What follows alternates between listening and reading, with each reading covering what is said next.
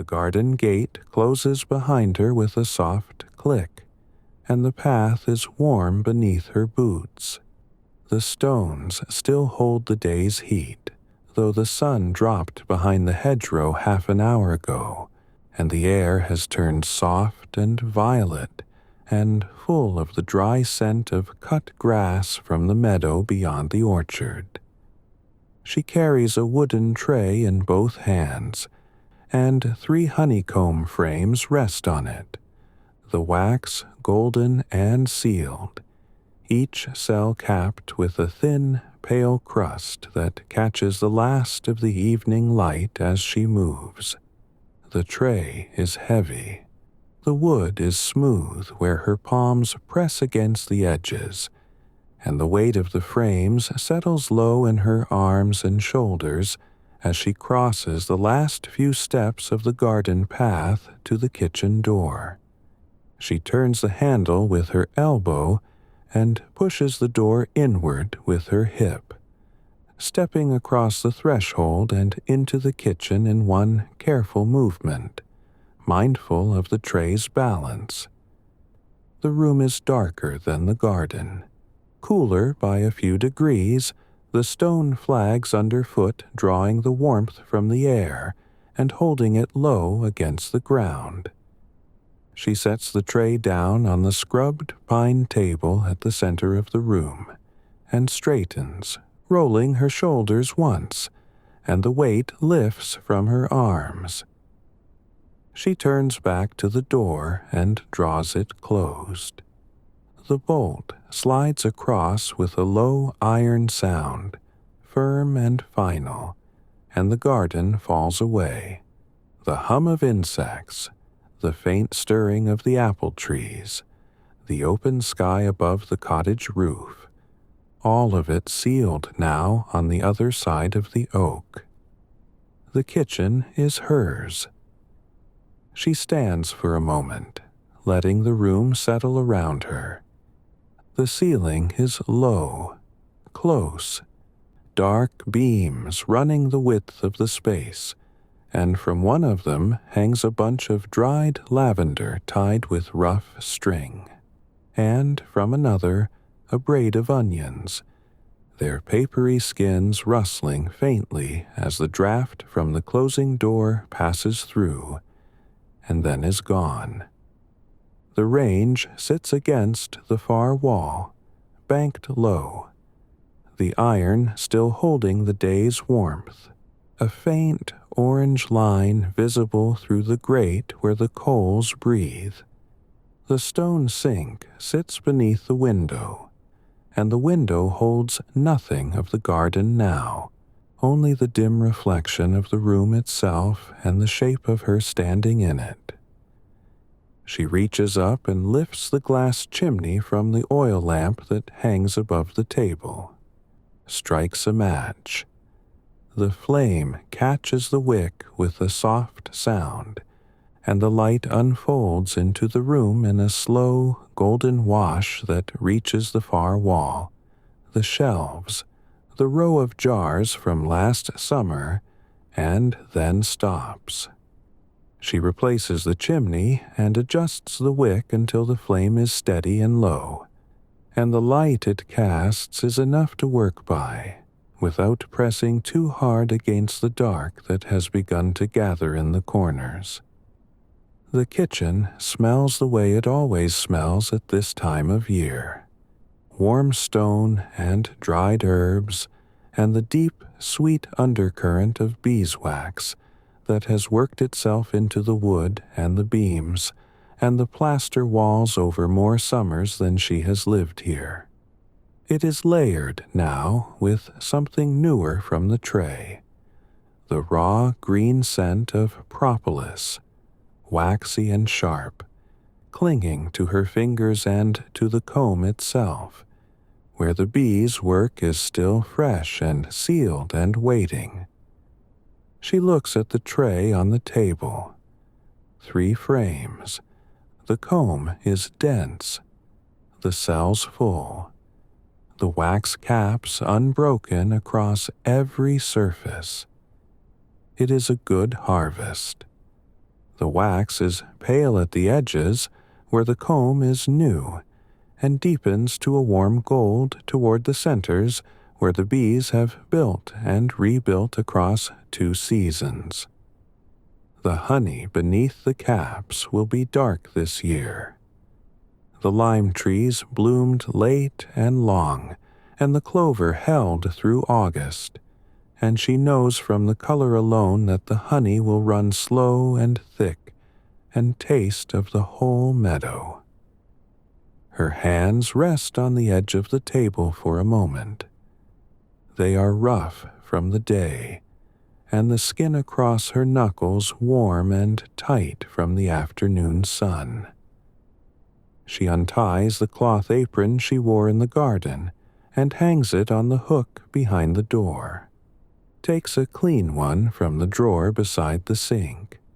White linen, pressed flat and smelling of the chest it was stored in. Lavender and cedar, and the faint starch of old soap. She ties it at her waist and smooths the front with both palms. Then she turns back to the table, to the tray, to the 3 sealed frames resting in the lamplight.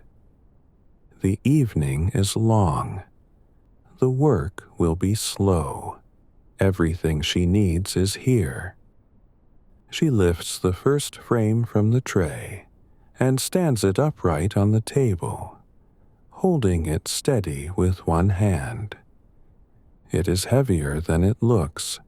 The comb is thick, and the cells are full, and the weight of it pulls downward into the pine like something settling after a long journey. The wax caps cover every surface, each one a small hexagonal seal, pressed smooth by the bees and closed tight over the honey beneath. Pale at the edges of the frame where the comb is newest and deepening to a warm gold toward the center where the bees have built and rebuilt across 2 seasons. She takes the broad knife from the drawer, dips a folded cloth into the kettle of warm water that sits on the back of the range, wrings it once, and wraps it around the blade. The steel warms quickly through the wet cotton, and she holds it for a few seconds. Then she unwraps the cloth and brings the knife to the face of the comb. She draws the warmed blade downward in a single long stroke, starting at the top of the frame and pulling toward her, and the wax caps lift and curl away from the comb in thin, translucent ribbons. They peel back to reveal the honey beneath, dark and heavy, glistening in the opened cells. The wax curls fall onto the sheet of brown paper she has spread below the frame, landing softly, rolling once before lying still. She warms the knife again, draws another stroke beside the first. More caps peel away. The comb opens in a widening band of exposed honey, wet and sweet-smelling and perfectly still in its hexagonal chambers. She works down the face of the frame in overlapping strokes, each one lifting a fresh ribbon of wax, and each time she pauses to reheat the blade, she can feel the brief coolness of the kitchen air against the back of her hand, before the cloth wraps the steel again and the warmth returns. The scent rises as the cells are opened, thick and sweet, layered with something floral. The lime blossom, the clover, and beneath both of them the deep, round sweetness that belongs to the honey itself. She turns the frame and opens the other side. The same slow strokes. The same pale curls falling onto the brown paper. When both sides are open, she lays the frame flat on the table, takes the smaller knife, the one with the short handle and the thin, straight blade, and cuts the exposed comb away from the wood. She works the blade along the join where the bees anchored the comb to the frame. That band of darker wax they built first, and the comb separates in a broad, heavy piece that sags gently as it comes free, bending under its own weight. She catches it with her free hand and lowers it into the wide stoneware bowl. It lands with a soft, wet sound. A bead of honey runs from the cut edge and trails down the inside of the stoneware. She turns the frame over and frees the comb from the other side. 2 more pieces into the bowl. The empty frame goes upright against the wall beside the range, light and bare, its work finished for the season. The second frame. She lifts it from the tray and stands it on the table and reaches for the broad knife. The cloth is still damp. She wraps the blade and holds it until the steel is warm, then draws it across the face of the comb in the same long, steady strokes. The wax caps curl and fall onto the brown paper, adding to the pale heap already there. She turns the frame, opens the other side, cuts the comb free and lowers each piece into the stoneware bowl, where it settles against the comb from the first frame, golden and wet. The second empty frame joins the first against the wall. The third frame, the last one. She lifts it from the tray, and the tray is light beneath it. Nothing left but a faint smear of wax on the wood. She opens the comb, cuts it free. Each piece goes into the bowl. The bowl is heavy now, full of broken golden comb, the open cells catching the lamplight in hundreds of tiny wet circles. The third frame goes against the wall. 3 frames in a row, pale and empty, leaning together. She stands before the range for a moment, feeling the low heat of it against her shins and the front of her apron.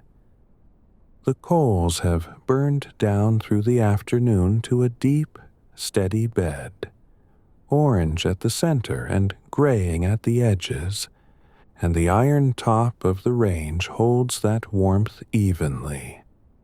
The kind of heat that will last for hours without tending. She opens the small door at the side and feeds in 2 short logs, not enough to raise a flame, just enough to keep the temperature where it is, and the wood settles against the coals with a sound like a breath released. She takes the copper pan from its hook on the wall. It is small and deep, the handle worn smooth, the inside darkened from years of melting wax to the color of old tea. She sets it on the cooler side of the range top, away from the direct heat. Then she gathers the wax curls from the brown paper, scooping them up in loose handfuls, dry and light and smelling of summer. There are more than she expected. The heap fills both her cupped palms, and she carries it to the range and drops it into the copper pan. She reaches for a second handful and a third, until the brown paper is bare, and the pan holds a soft mound of pale wax trimmings, thin and papery, and tangled together like something a bird might build with. The wax sits in its dry, pale heap. It will take time. She does not need it yet. She will need it later when the jars are filled and covered and ready for sealing, and by then the heat will have done its slow work, and the wax will have become something else entirely. For now the pan sits quietly on the iron, and the wax inside it is still cold and solid and papery, and there is nothing to do but let the warmth find it. She turns back to the table.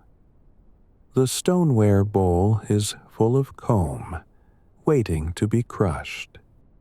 She moves the empty tray to the side of the sink and clears the brown paper from the table, folding it once and setting it beside the tray. The table is open now. The stoneware bowl sits at its center, full of comb, the pieces resting against each other in a rough, golden heap. The scent from the bowl is stronger than it was when the comb was sealed. The cutting has released something that the wax caps were keeping in, and it rises from the broken edges warm and sweet and layered with the flowers the bees visited through the long weeks of summer.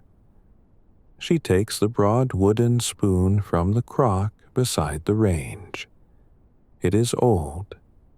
The bowl of it is wide and slightly flattened from years of pressing and stirring, and the wood has darkened to the color of chestnut from all the honey that has soaked into its grain and never fully come out. She brings it to the stoneware bowl and presses it down into the first piece of comb. The cells collapse beneath the weight. Not quickly, not all at once, but in a slow, yielding way that she feels traveling up through the handle of the spoon and into her wrist and the heel of her hand. The wax gives way, and the honey wells up around the edges of the spoon, thick and dark, rising through the broken structure of the comb, the way water rises through wet sand. She lifts the spoon and presses again, working into a different section, and more cells flatten, and more honey comes up, and the bottom of the bowl begins to fill with a rough, wet mass of broken wax and loose honey that is neither comb nor liquid, but something between the two. She works through the bowl without hurrying. Each press of the spoon finds a new area of intact cells, and each time the feeling is the same. The brief resistance and then the slow collapse, and then the honey coming up warm and heavy around the wood. She turns the pieces as she goes, folding the comb over on itself so the spoon can reach the cells underneath, and the scent deepens with each fold, each press, each slow release. Her arm moves in a steady rhythm. Press, lift, turn, press. The kitchen is quiet except for the soft, thick sound of the spoon working through the comb, and the low tick of the range behind her. Her shoulders have dropped. She notices it as she pauses between one press and the next, the spoon resting in the bowl, her hands still on the handle. The tension she carried in from the garden, from the long afternoon in the sun with the hives, has gone out of her without her marking the moment it left. Her breathing has slowed. Her feet are flat and heavy on the stone flags, and the warmth of the range reaches her across the kitchen in a low, steady wave that she feels along her back and the base of her neck. She stands for a moment in it. Then she returns the spoon to the bowl and continues. When the comb is fully crushed, the bowl holds a deep, rough mass. The wax broken into small, flat fragments suspended in honey that has pooled around and beneath and through them. It does not look like honeycomb any longer. It is raw and heavy, and the spoon rests in the center of it with honey halfway up the handle. She lifts the spoon and taps it once on the rim of the bowl, and a thread of honey stretches and thins and breaks and falls back into itself. She opens the drawer beside the sink and takes out a square of muslin. It is clean, washed after last year's harvest, and it smells of the drawer it has lived in, cedar, old soap, and the faint, chalky dryness of pressed cotton. She shakes it open and lays it across the top of a second stoneware bowl, deeper and narrower than the first, smooths it over the rim, cuts a length of cotton string from the spool in the drawer, and ties it around the outside of the bowl, pulling it firm so the muslin holds its shape, taut at the edges and sagging gently at the center, forming a shallow cradle. She spoons the crushed comb onto the muslin. Each load settles against the cloth, and the honey begins to move at once, seeping into the weave and through it, appearing on the underside as a slow, dark bead that gathers and swells and falls into the bowl below. A single drop, then another, then a thin line that catches the lamplight as it descends. She works through the first bowl steadily, spoon by spoon, until the muslin holds a mound of broken comb, and the stoneware bowl beneath is already beginning to fill. A shallow pool of strained honey spreading across the bottom, clear and dark and still. She sets the spoon down and leaves the muslin to its work. The honey will continue to pass through on its own, drawn by nothing more than its own weight, and the straining will take time. Time that is simply part of the work, the same way the wax on the range is also part of the work, doing what it needs to do without being watched. She turns from the table and her gaze crosses the room to the range. The copper pan sits where she left it. The wax inside has begun to change. The dry, papery fragments have lost their sharp edges. They are softer now, their shapes rounding inward, and a faint gloss has appeared on the surface of each piece where the heat has begun to reach through. The wax has not melted, but it has yielded the first small thing the warmth has asked of it, and the scent that rises from the pan is cleaner than the honey, drier, lighter, like warm linen left in the sun.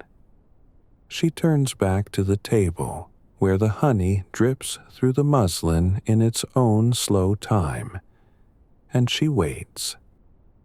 As the honey takes its time, she stands at the sink, rinsing the first stoneware bowl and the broad wooden spoon under a thin stream of water from the pump. She watches the honey dissolve from the spoon's darkened grain in slow, pale threads that turn the water gold before it runs clear. Both are dried and set on the side of the sink, and then she simply waits, her hip against the edge of the table, her hands resting on the front of her apron, while the muslin does its work above the bowl and the kitchen holds its quiet. The muslin sags under the weight of spent comb, the cloth stained dark, and beneath it the bowl holds a deep, still pool that has been settling while she waited. She unties the string from the rim and lifts the muslin carefully, gathering the edges together, drawing them up until the cloth forms a loose bundle with the crushed comb caught inside. She holds it over the bowl and squeezes with both hands, slowly, pressing the bundle between her palms, and a last thick stream of honey runs from the cloth and falls into the pool below. She squeezes again, turning the bundle, finding a new fold to press, and more honey comes, darker than what passed through on its own, the last of what the comb had left to give.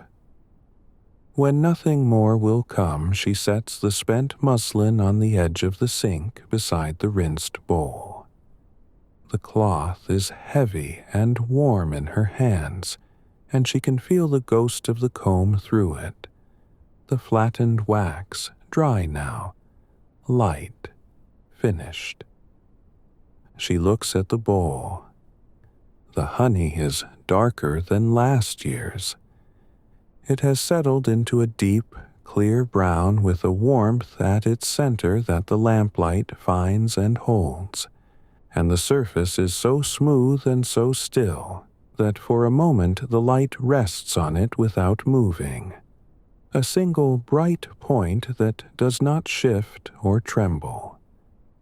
The lime blossom and the clover are in there, and the long heat of August, and the meadow grass, and all the quiet work of the hives through the weeks she tended them. From the shelf beside the window she takes the jars. They are the ones she uses every year, straight-sided, heavy, the glass thick and faintly uneven, with a greenish cast that shows in the empty jar and disappears when honey fills it. She has 8 of them. She sets them in a row on the table, one by one, and each jar rings softly against the pine as she places it. A small, clear note that sounds once and fades. 8 jars in a line, clean and empty, waiting. Somewhere beyond the bolted door, far across the meadow or the orchard wall, an owl calls once. The sound passes through the stone and through the oak, and arrives in the kitchen as barely a sound. It does not call again. The garden settles back into its silence. She takes the copper ladle from its hook on the wall. It is small and deep, the handle curved, the bowl of it burnished from use. She dips it into the strained honey. The ladle sinks slowly, and the honey rises around the cup of it in a smooth, dark curve, heavy and reluctant. And when she lifts it, a single unbroken thread stretches from the surface of the pool and follows the ladle upward, thinning as it rises. She brings the ladle to the first jar and tilts it. The thread descends into the glass and coils once at the bottom before the honey spreads outward and begins to fill the jar from beneath. She tilts the ladle further. The honey runs. The jar fills slowly, the level rising in an even, steady climb, and the color deepens as the glass thickens it, brown to gold to something richer that she does not have a word for. She fills the jar to a finger's width below the rim, and lifts the ladle, and the thread thins and breaks. and the last drop falls and joins the rest. The second jar. The same slow dip and tilt. The same long thread. The third. The honey is heavy in the ladle each time she lifts it, and the weight of it travels through the copper handle and into her fingers and her wrist. A small, steady pull downward that she answers with the same small, steady lift. The fourth jar. The fifth. Each one fills to the same height. Each one holds the same deep color. The sixth jar. The seventh. The eighth. The row of jars on the table is full now, and the lamplight catches the curved glass of each one in a line of small, warm rounds, and the bowl is nearly empty. A thin coating of honey still clinging to the sides, and the ladle rests across the rim with the last dark drop suspended at its lip. She wipes her hands on her apron, pressing the linen flat between her fingers.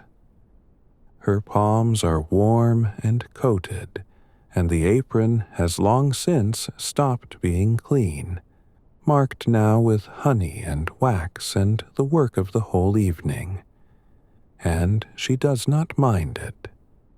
She looks at the row of jars, dark and full and still, each one a small, quiet vessel holding the season inside its glass.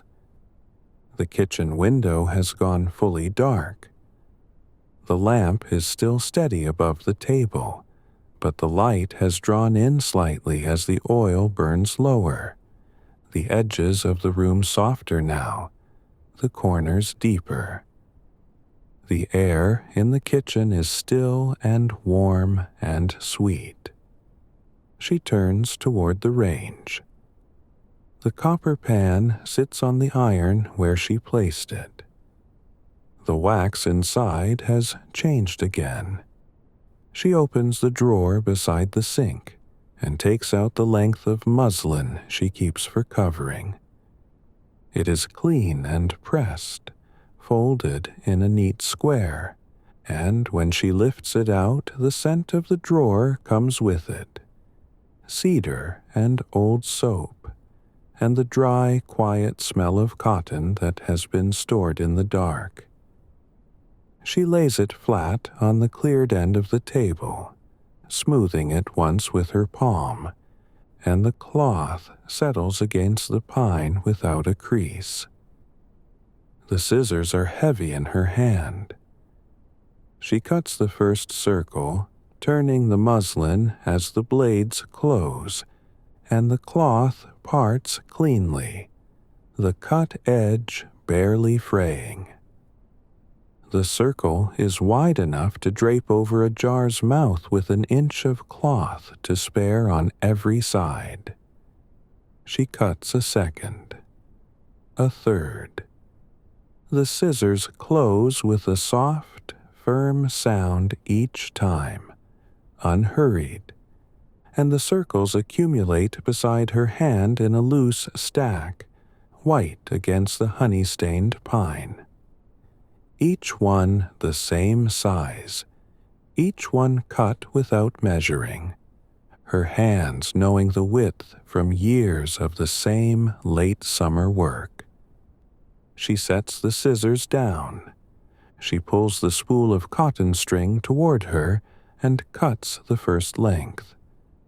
It is thin, pale string, and she measures it against the width of a jar and adds enough for the knot and trims it with the scissors. 8 lengths. She lays them out beside the muslin circles in a row, each one slightly curled from the spool. She picks up the first circle and places it over the first jar. The muslin drapes over the rim and down the sides, and she smooths it with her fingertips, pressing it gently against the glass so it sits flat over the honey.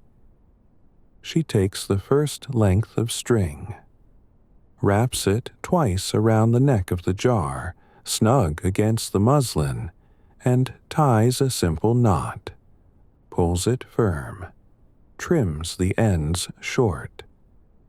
The muslin sits neatly, pulled taut by the string, a clean white cap over the dark honey beneath. The second jar, she places the circle, smooths it down, wraps the string, ties the knot, trims. Her fingers move without pausing between one motion and the next. The third jar, the fourth, the same steady hands, the same quiet repetition. The fifth, the sixth. The string wraps twice and the knot pulls tight and the ends fall away. And each jar looks the same as the last, neat and finished. White cloth held firm with pale string. The seventh jar. The eighth. She sets the scissors down. 8 jars stand in their row, covered and waiting. The muslin caps are bright against the dark honey visible through the glass below, and the string circles each neck in the same clean line. She rests her hands on the table. The pine is sticky beneath her palms. The lamp has burned lower. The light in the kitchen is softer now, closer, the far corners lost in a warm brown dark that has crept in from the edges of the room while she worked. The dried lavender on the beam is a shape without color. The 3 empty frames against the wall are pale lines leaning together. The window is dark. She turns to the range. The copper pan sits on the iron. The wax inside has melted into a clear golden pool, still and bright, without a single fragment remaining.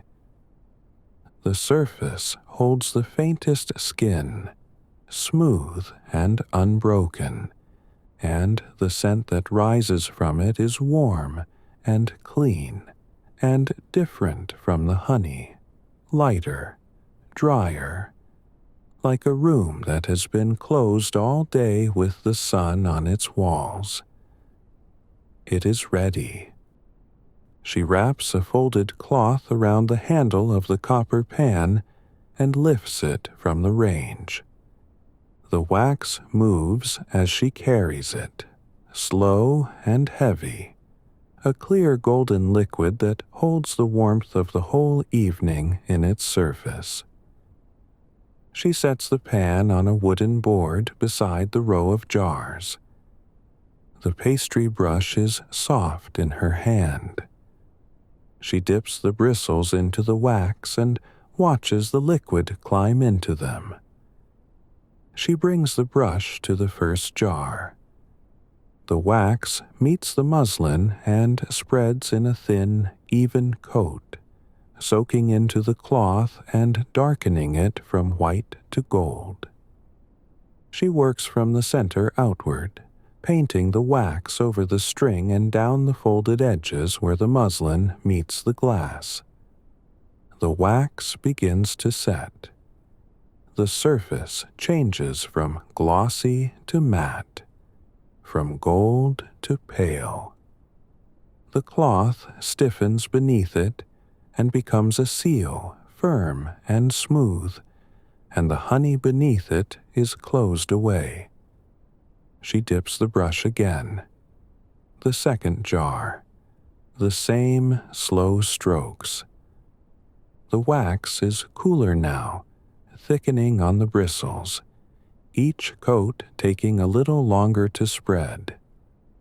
She does not hurry. The third jar. The 4th. The kitchen is quiet. The soft, wet sound of the brush on the cloth. The low tick of the range. The 5th jar. The 6th. The 7th. The 8th. She sets the brush across the rim of the empty pan. A trace of wax clings to the copper, thin and pale, already cooling. She carries the jars to the shelf, 2 at a time. The sealed muslin is firm under her palms. She sets them beside last year's row, where the older jars have darkened over the months. The new jars are brighter. They catch the low lamplight. She places the last 2 and steps back. The shelf is full. 2 rows, 2 summers. She carries the empty pan to the range and sets it down. Wipes the table with a damp cloth, slowly pressing it flat against the pine. The wood comes clean. She wrings the cloth over the stone sink. The water runs clear. She unties the apron and hangs it on the hook behind the door. Her dress beneath is clean and dry. Her hands she rinses at the sink, working the honey from between her fingers under the cold water, until her skin is cool and bare, and smelling of nothing but the faint ghost of beeswax. She sits in the wooden chair at the table. The lamp is low. The kitchen has drawn in close, the ceiling near, the corners soft. The row of jars on the shelf holds the last of the light, each one a small, still round of gold. The range ticks. The stone floor is cool. Her hands rest on the table, open, damp, quiet. The garden door is bolted. The window is dark. The dried lavender on the beam. The empty frames against the wall. The jars. The shelf. The clean table. The scent of beeswax, warm and faint, drifting from the copper pan on the range. The warmth of it. The quiet.